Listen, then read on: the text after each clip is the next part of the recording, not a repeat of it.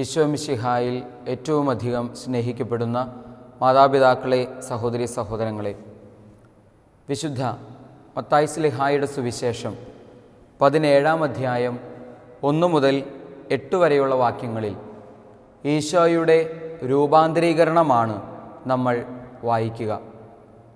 ഇതേ തിരുവചന ഭാഗം വിശുദ്ധ മർക്കോസിൻ്റെ സുവിശേഷം 9-ാം അധ്യായം 2 മുതൽ 8 വരെയുള്ള വാക്യങ്ങളിലും ലൂക്കായുടെ സുവിശേഷം 9-ാം അധ്യായം 28 മുതൽ 36 വരെയുള്ള വാക്യങ്ങളിലും നമ്മൾ വായിക്കുന്നുണ്ട്.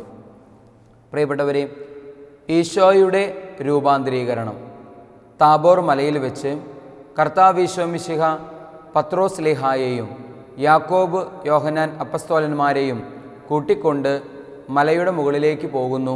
അവിടെ വെച്ച് ഈശോ രൂപാന്തരപ്പെടുകയും ചെയ്യുന്നു. ഈശോയുടെ രൂപാന്തരീകരണം എന്താണ് നമ്മെ ഓർമ്മിപ്പിക്കുന്നത്? അനുദിന ജീവിതത്തെ രൂപാന്തരപ്പെടുത്താനുള്ള ക്ഷണമാണ് ഈശോ തൻ്റെ രൂപാന്തരീകരണത്തിലൂടെ നമുക്ക് നൽകുക. അനുദിന ജീവിതത്തെ രൂപാന്തരപ്പെടുത്താനുള്ള ക്ഷണമാണ് ഈശോ രൂപാന്തരീകരണത്തിലൂടെ നമുക്ക് നൽകുക. ഈ തിരുവചന ഭാഗത്ത് പ്രധാനമായും ശ്രദ്ധയാകർഷിക്കുന്ന ഏതാനും ചില കാര്യങ്ങൾ നമുക്ക് ഇന്ന് വിചിന്തനത്തിന് വിഷയമാക്കാം.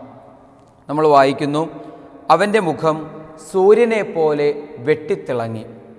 അവൻ്റെ മുഖം സൂര്യനെ പോലെ വെട്ടിത്തിളങ്ങി. പ്രിയപ്പെട്ടവരെ, നമ്മൾ വായിക്കുന്ന ഒരു തിരുവചനം ഇപ്രകാരമാണ്: അവിടുത്തെ നോക്കിയവർ പ്രകാശിതരായി. അവിടുത്തെ നോക്കിയവർ പ്രകാശിതരായി. ഈ ഒരു വാക്യത്തെ എങ്ങനെ നമ്മുടെ ജീവിതത്തിലെ രൂപാന്തരീകരണവുമായി ബന്ധപ്പെടുത്തി നമുക്ക് ധ്യാനിക്കാൻ സാധിക്കും, ചിന്തിക്കാൻ സാധിക്കും? അവിടുത്തെ നോക്കിയവർ പ്രകാശിതരായി, അഥവാ ഈശോയുടെ മുഖം സൂര്യനെ പോലെ വെട്ടിത്തിളങ്ങി. ഇത് രണ്ടും ചേർത്ത് വെച്ച് നമ്മുടെ ജീവിതത്തെ ഒന്ന് വിചിന്തനത്തിന് വിധേയമാക്കാം. നമ്മുടെ ജീവിതം കൗദാശിക ജീവിതമാക്കി മാറ്റുമ്പോൾ നമ്മുടെ മുഖവും സൂര്യനെ പോലെ വെട്ടിത്തിളങ്ങുകയാണ്.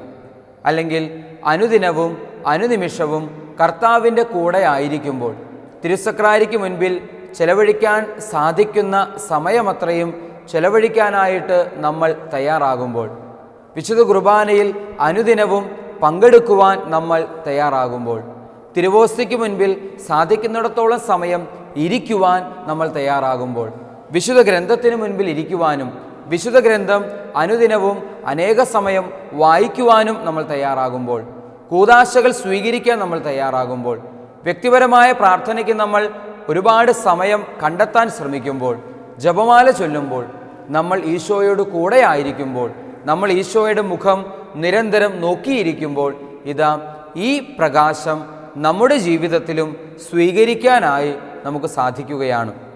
പ്രിയപ്പെട്ടവരെ, ഈശോയുടെ മുഖം സൂര്യനെ പോലെ വെട്ടിത്തിളങ്ങിയെങ്കിൽ നമ്മുടെ മുഖവും നമ്മുടെ ജീവിതവും ഇപ്രകാരം പ്രകാശിതമായി തീരുവാനുള്ള ക്ഷണമാണ്, വിളിയാണ് നമുക്ക് നൽകുക. അങ്ങനെയാണെങ്കിൽ ഈ തിരുവചന ഭാഗത്ത് നമ്മൾ ആരംഭത്തിൽ സൂചിപ്പിച്ചതുപോലെ എൻ്റെയും നിങ്ങളുടെയും ജീവിതത്തെ രൂപാന്തരപ്പെടുത്തുവാനുള്ള ക്ഷണമാണ് ദൈവമായ കർത്താവ് ഈ വചനഭാഗത്തിലൂടെ നമുക്ക് നൽകുന്നത്. അനുദിന ജീവിതത്തെ പ്രാർത്ഥനയുടെ ജീവിതമാക്കി മാറ്റുക, കൗദാശിക ജീവിതമാക്കി മാറ്റുക, സാധിക്കുന്നിടത്തോളം ദൈവ സാന്നിധ്യ സ്മരണയിൽ ഓരോ നിമിഷവും ചെലവഴിക്കാനായിട്ട് പരിശ്രമിക്കുക. കൂട്ടത്തിലൊരു കാര്യം കൂടെ നമുക്ക് ചിന്തിക്കാം. ദിവ്യകാരുണ്യത്തിൻ്റെ മുൻപിൽ ഇരിക്കുമ്പോൾ ഈശോയുടെ മുഖം നോക്കിയിരുന്ന് ആ പ്രകാശത്തെ നമ്മൾ ആഗിരണം ചെയ്യുന്നത് പോലെ തന്നെ ദിവ്യകാരുണ്യത്തിൽ നിന്ന് നമ്മൾ ജീവകാരുണ്യത്തിലേക്ക് ഇറങ്ങുമ്പോഴും ഇത് തന്നെയാണ് സംഭവിക്കുന്നത്. അനുദിന ജീവിതത്തിൽ നമ്മൾ കണ്ടുമുട്ടുന്ന വ്യക്തികളിൽ ഈശോയുടെ മുഖം ദർശിക്കാനും അവർക്ക് നമ്മളാൽ സാധിക്കും വിധം സഹായഹസ്തം നീട്ടുവാനും നമ്മൾ തയ്യാറാകുമ്പോൾ ഇതേ അത്ഭുതം തന്നെയാണ് സംഭവിക്കുന്നത്. ദിവ്യകാരുണ്യത്തിൽ നിന്ന് ജീവകാരുണ്യത്തിലേക്ക് ഇറങ്ങിത്തിരിച്ച് ദിവ്യകാരുണ്യത്തിൽ നിന്ന് സ്വീകരിക്കുന്ന ശക്തി ഇതാ മറ്റു വ്യക്തികളിലേക്ക് പകർന്നു കൊടുക്കാനും അതോടൊപ്പം തന്നെ മറ്റു വ്യക്തികളിൽ ഈശോയുടെ മുഖം ദർശിച്ച് ശക്തി ആർജിക്കാനും നമുക്ക് സാധിക്കുമ്പോൾ ഈ രൂപാന്തരീകരണമാണ് ഈശോയിൽ സംഭവിച്ചതുപോലെ മുഖം സൂര്യനെ പോലെ വെട്ടിത്തിളങ്ങിയെന്ന് പറയുന്ന ഇതേ രൂപാന്തരീകരണം അനുദിന ജീവിതത്തിൽ നമ്മിലും നമ്മുടെ ശരീരത്തിലും സംഭവിക്കുകയാണ്. പ്രിയപ്പെട്ടവരെ, നമുക്കറിയാം, ഒരു പാറക്കല്ല് അത് വെയിലത്ത് കിടക്കുമ്പോൾ തന്നെ ചൂട് പിടിക്കുകയാണ്. ഈ പാറക്കല്ല് പ്രത്യേകിച്ച് ഒന്നും തന്നെ ചെയ്യുന്നില്ല. വെറുതെ കിടന്നാലും സൂര്യൻ്റെ ചൂട് ആ പാറക്കല്ലിലേക്ക് ആഗിരണം ചെയ്യപ്പെടുന്നു. അങ്ങനെ അത് തന്നെ ചൂടുപിടിക്കുന്നു. നമ്മൾ കർത്താവിൻ്റെ മുൻപിലായിരിക്കുമ്പോൾ, ദിവ്യകാരുണ്യത്തിന് മുൻപിലായിരിക്കുമ്പോൾ നമ്മളൊന്നും ചെയ്യാതിരുന്നാൽ പോലും ഇതാ ദിവ്യകാരുണ്യത്തിൽ നിന്ന് ശക്തി നമ്മളിലേക്ക് ഒഴുകിയിറങ്ങുകയാണ്.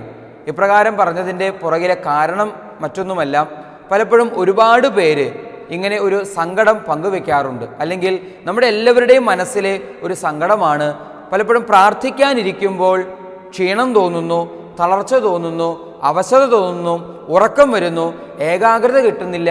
ഇപ്രകാരം പറയുന്ന ധാരാളം ആളുകളുണ്ട്. പ്രിയപ്പെട്ടവരെ, അതിൽ തന്നെ ചിലർ ഇപ്രകാരവും പറയാറുണ്ട്, എനിക്ക് ഉണർവോടെ പ്രാർത്ഥിക്കാനിരിക്കാൻ പറ്റുന്നില്ല എന്ന കാരണത്താൽ ഞാൻ പ്രാർത്ഥിക്കാതെ, അല്ലെങ്കിൽ പ്രാർത്ഥന തന്നെയും ഞാൻ ഉപേക്ഷിക്കാറുണ്ട് എന്ന്. അത് തീർച്ചയായും മണ്ടത്തരമാണ്. നമുക്ക് പ്രാർത്ഥിക്കാൻ തീക്ഷ്ണതയില്ലാത്തപ്പോഴും പ്രാർത്ഥിക്കാൻ വന്നിരിക്കാനുള്ള മനസ്സ് കാണിക്കാനായിട്ട് തയ്യാറാവുക. ഒരുപക്ഷെ ഉണർവോടെ ഇരിക്കാൻ, ഉത്സാഹത്തോടെ ഇരിക്കാൻ, ഏകാഗ്രതയോടെ ഇരിക്കാൻ, തീക്ഷ്ണതയോടെ പ്രാർത്ഥിക്കാൻ നമുക്ക് സാധിക്കുന്ന സമയങ്ങൾ എപ്പോഴും ഉണ്ടായി എന്ന് വരണമെന്നില്ല. എന്നാൽ അങ്ങനെ സാധിക്കാത്തപ്പോൾ പോലും ദിവ്യകാരുണ്യത്തിന് മുൻപിൽ സമയം ചെലവഴിക്കാൻ, അതല്ലെങ്കിൽ തിരുസക്രാരിക്ക് മുൻപിൽ സമയം ചെലവഴിക്കാൻ, ദേവാലയത്തിനകത്ത് സമയം ചെലവഴിക്കാൻ നമുക്ക് സാധിക്കട്ടെ. നമുക്കൊന്നും ചെയ്യാൻ പറ്റാതെ വെറുതെ ഇരിക്കുമ്പോഴും, ദിവ്യകാരുണ്യത്തെ വെറുതെ നോക്കിയിരിക്കുമ്പോഴും അതിൽ നിന്ന് ശക്തി, ദൈവികമായ കൃപ നമുക്കുള്ളിലേക്ക് ഒഴുകിയിറങ്ങുന്നുണ്ട്. തീക്ഷ്ണതയോടെ പ്രാർത്ഥിക്കാൻ സാധിക്കുന്ന സമയങ്ങളിൽ തീക്ഷ്ണതയോടെ പ്രാർത്ഥിക്കുക.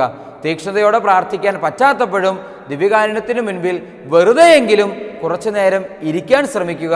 കാരണം ദിവ്യകാരുണ്യത്തിൽ നിന്ന് നമ്മിലേക്ക് ശക്തി ഒഴുകും. ഈശോയെ നോക്കി, ഒന്നും പ്രാർത്ഥിക്കാൻ പറ്റാത്തപ്പോഴും ഈശോയെ നോക്കി, മുഖത്തോട് മുഖം നോക്കി, ഒരു സുഹൃത്തിൻ്റെ മുഖത്ത് നോക്കി ഇരിക്കുന്നത് പോലെ ഇതാ ഈശോയുടെ തിരുമുഖം നോക്കി, തിരുവോസ്തി നോക്കി, തിരുസക്രാരി നോക്കി പ്രാർത്ഥനാപൂർവം ഇരിക്കാൻ, അല്ലെങ്കിൽ പ്രാർത്ഥന ചൊല്ലാൻ പറ്റാത്തപ്പോൾ വെറുതെ ഇരിക്കാനെങ്കിലും നമുക്ക് സാധിക്കട്ടെ. അവിടുത്തെ നോക്കിയവർ പ്രകാശിതരായി, അവിടുത്തെ നോക്കിയവർ പ്രകാശിതരായി. അപ്പോൾ അനുദിന ജീവിതം പ്രാർത്ഥനയിലൂടെ, ഈശോ താബോർ മലയിലേക്ക് കയറിപ്പോകുന്നതും പ്രാർത്ഥിക്കുന്നതിന് വേണ്ടിയാണ്. പ്രിയപ്പെട്ടവരെ, അനുദിന ജീവിതം പ്രാർത്ഥനയുടെ ജീവിതമാക്കി മാറ്റുമ്പോൾ ഈ രൂപാന്തരീകരണം നമ്മുടെ ജീവിതത്തിൽ സംഭവിക്കുകയാണ്. ശരീരത്തിൽ പോലും സംഭവിക്കുകയാണ്, മുഖത്ത് പോലും സംഭവിക്കുകയാണ്. നമുക്കറിയാമല്ലോ, വലിയ വിശുദ്ധാത്മാക്കൾ, വലിയ പുണ്യാത്മാക്കൾ നിരന്തരം അവരുടെ ജീവിതത്തെ പ്രാർത്ഥനയാക്കി മാറ്റുന്ന വ്യക്തികൾ. അത്തരത്തിലുള്ള വ്യക്തികളുടെ അരികിലേക്ക് നമ്മൾ ചെല്ലുമ്പോൾ, അത്തരത്തിലുള്ള വ്യക്തികളുടെ മുൻപിൽ നമ്മൾ നിൽക്കുമ്പോൾ ഇതാ അറിയാതെ ആ മുഖത്തിൻ്റെ പ്രകാശം കണ്ട് നമ്മൾ കരങ്ങൾ കൂപ്പി പോകാറുണ്ട്. പ്രിയപ്പെട്ടവരെ, CMI സഭയിലെ ഒരു വന്യനായ വൈദികനായിരുന്നു ദൈവദാസനായ കനീസിയൂസ് അച്ഛൻ. അദ്ദേഹം ഇന്ന് ദൈവദാസ പദവിയിലേക്ക് ഉയർത്തപ്പെട്ടിരിക്കുകയാണ്.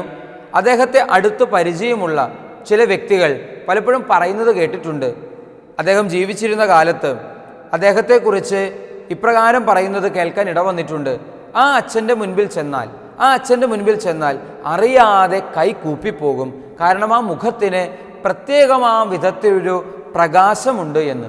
ആ അച്ഛൻ്റെ മുൻപിൽ ചെന്നാൽ അറിയാതെ കൈ കൂപ്പിപ്പോകും. കാരണം ആ അച്ഛൻ്റെ മുഖത്ത് ഒരു പ്രത്യേകമായ പ്രകാശമുണ്ട് എന്ന്. അവിടുത്തെ നോക്കിയവർ പ്രകാശിതരായി. ഈ അച്ഛനെക്കുറിച്ച്, ദൈവദാസനായ കനീസിയൂസ് പിതാവിനെക്കുറിച്ച് ഇപ്രകാരം കേട്ടിട്ടുണ്ട്. പ്രത്യേകിച്ചും അച്ഛൻ്റെ വാർദ്ധക്യത്തിൻ്റെ കാലഘട്ടങ്ങളിലൊക്കെ മുഴുവൻ സമയവും തിരുസക്രാരിക്ക് മുൻപിലാണ് അദ്ദേഹം ചിലവഴിച്ചിരുന്നത്. മുട്ടുകൾ കുത്തി, കരങ്ങൾ കൂപ്പി, അനങ്ങാപ്പാറ പോലെ ഇതാ സക്രാരിയിലേക്ക് നോക്കിയിരിക്കുന്ന കനീസിയൂസ് അച്ഛൻ.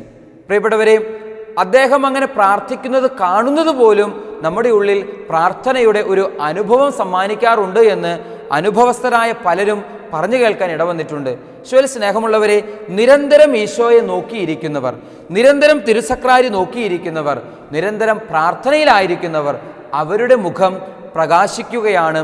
ആ മുഖത്ത് ശോഭ കൈവരുകയാണ്.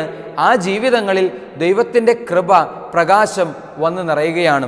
ഇതാ ഈശോ രൂപാന്തരപ്പെട്ടു, ഈശോയുടെ മുഖം സൂര്യനെ പോലെ പ്രകാശിച്ചു എന്ന് പറയുമ്പോൾ നമ്മെയും ഇതേ രൂപാന്തരീകരണത്തിലേക്ക്, ഇതേ പ്രകാശത്തിലേക്ക് ദൈവമായ കർത്താവ് ക്ഷണിക്കുകയാണ്.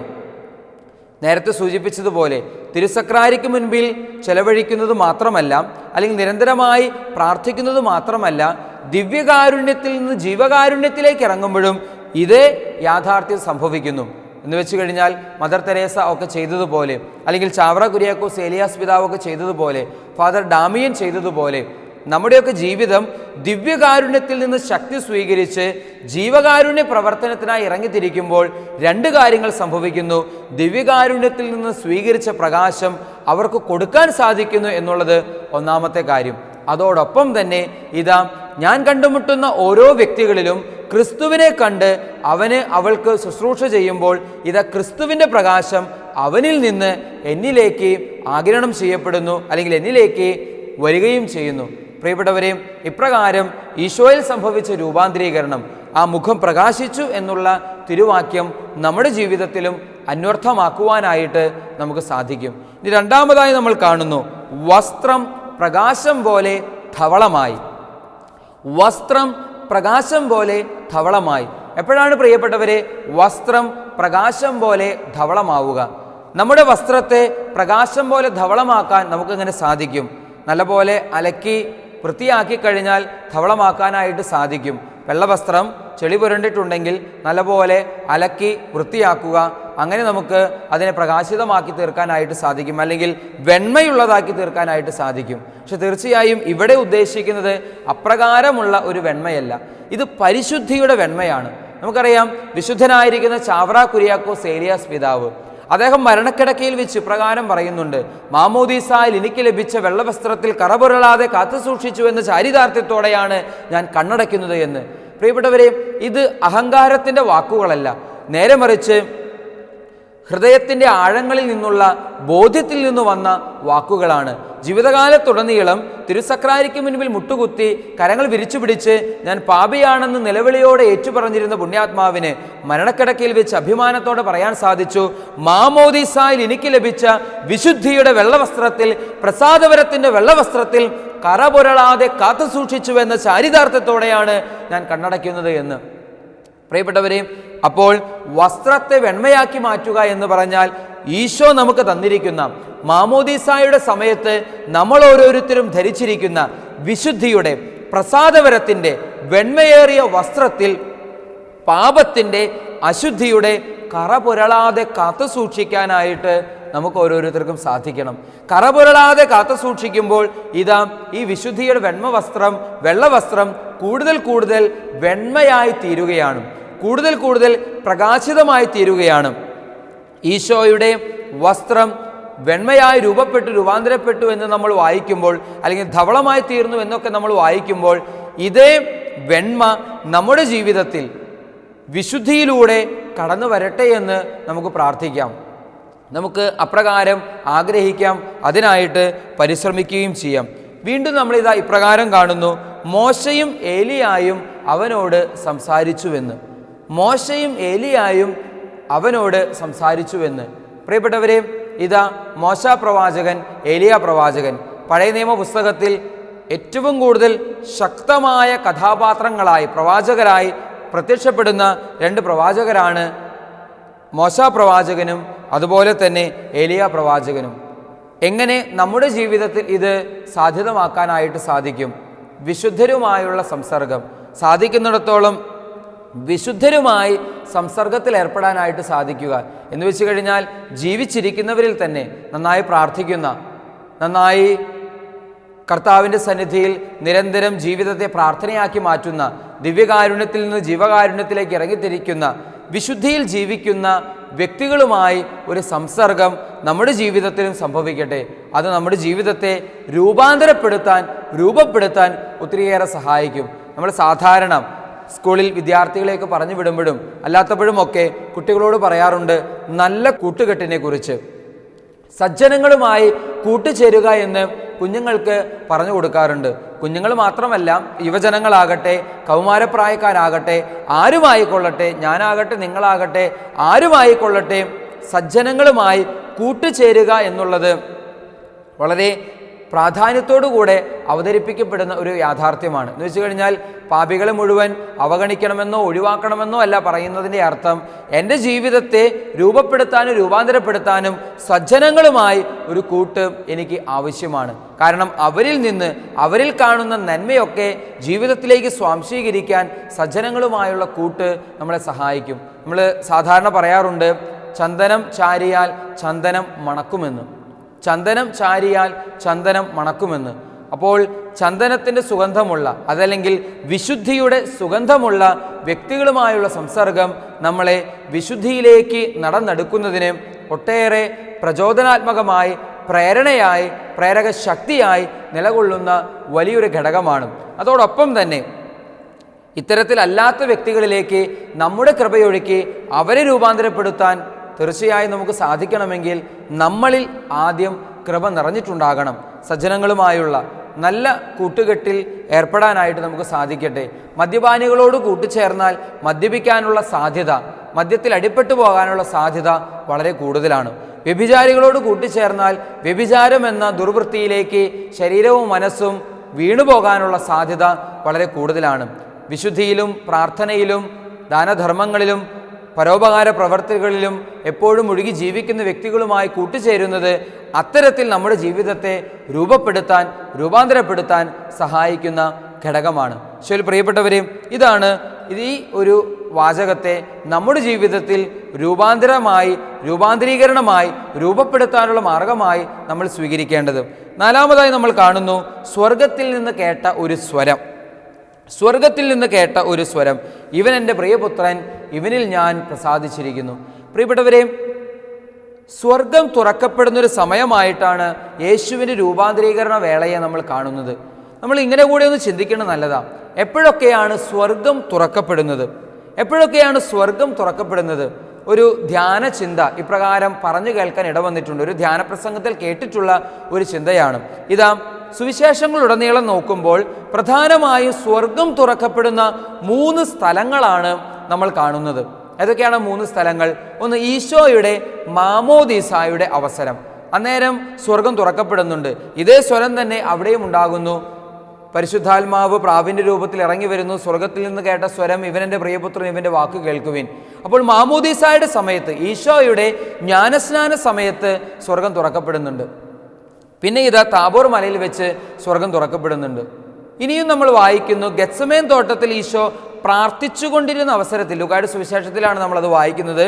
ഗെത്സമേൻ തോട്ടത്തിൽ ഈശോ രക്തം വീർത്ത് പ്രാർത്ഥിക്കുമ്പോൾ സ്വർഗത്തിൽ നിന്നൊരു ദൂതൻ, മാലാഖ, ഈശോയുടെ അരികിലേക്ക് കടന്നു വന്ന് ഈശോയെ ആശ്വസിപ്പിക്കുന്ന വിവരവും നമ്മൾ വായിക്കുന്നുണ്ട്. ഏതായാലും ഈ 3 സംഭവങ്ങളെയും ഒരുമിച്ച് ചേർത്ത് വായിക്കുമ്പോൾ പ്രധാനമായും 3 സ്ഥലങ്ങളിലാണ് സ്വർഗം തുറക്കപ്പെടുന്നതായി നമ്മൾ വായിക്കുക.